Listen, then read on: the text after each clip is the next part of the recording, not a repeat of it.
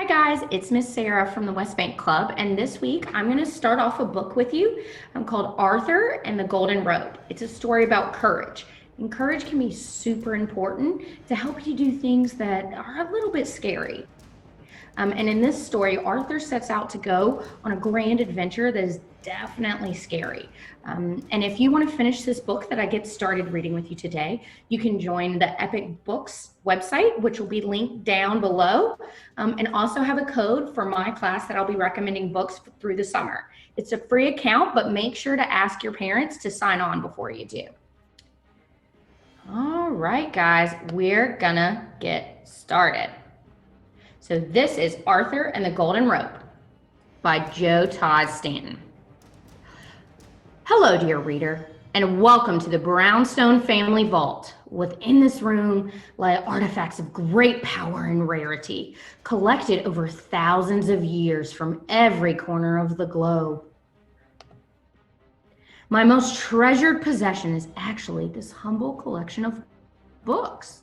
They contain tales of lands and creatures long forgotten, as told by people who collected these amazing objects, my ancestors. They include such adventures as Eleanor Brownstone's discovery of the Crystal Kingdom and her subsequent death-defying escape. My great-grandfather Eric Brownstone's epic battle with the 100-headed Snake King of Tuckernuck Island, and many others. But before all that, there was the first adventure a Brownstone ever had.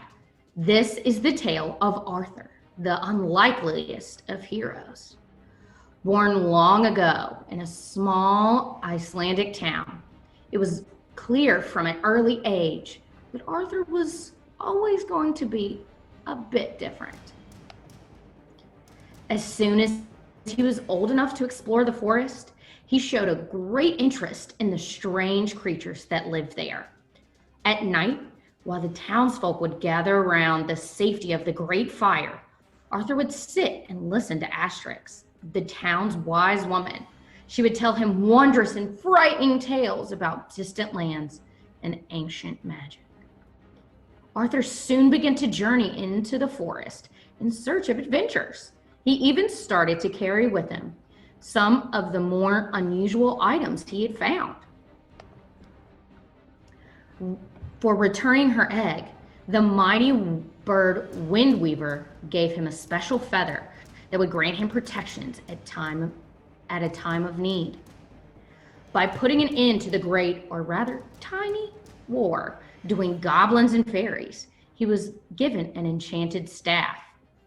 High in an ancient tower, he discovered the Hand of Time, which held the power to freeze anyone who touched it.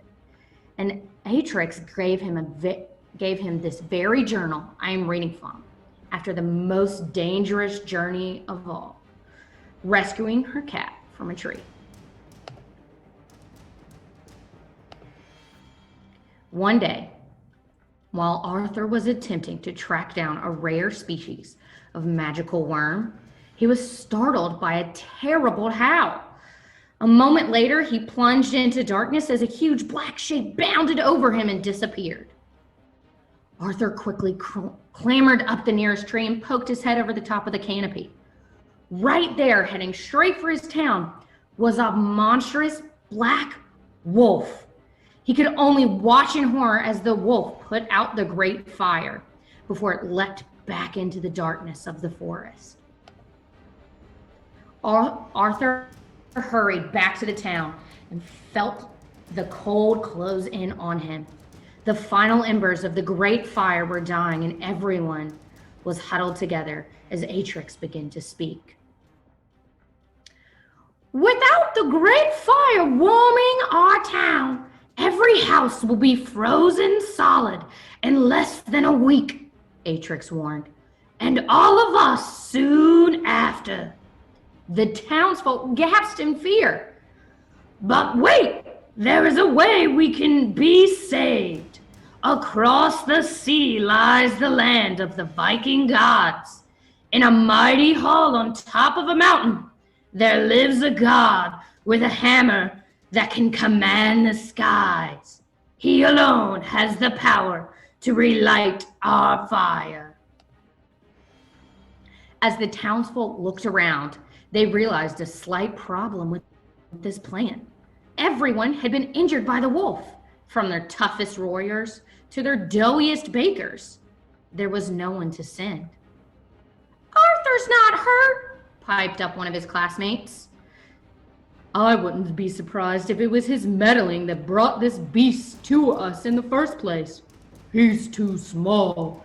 He wouldn't last 2 seconds in the land of the gods. The only reason he has remained unhurt is because he spends all his times in the forest with those demons. Yeah, he's a no-good meddler."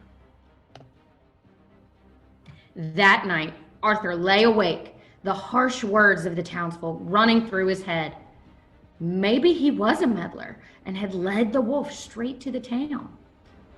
Taking a deep breath, Arthur decided that he must go and find the god of storms. Packing up his most useful possessions, he climbed out of his bedroom window and headed for the harbor. He had many adventures in the forest. How much harder could this be?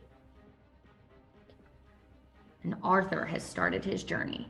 If you want to finish this book about Arthur and the Golden Robe, be sure to sign up for Miss Sarah's class on Epic, and that's in there, and I'll add a couple more throughout the summer. All right, guys, have a good one.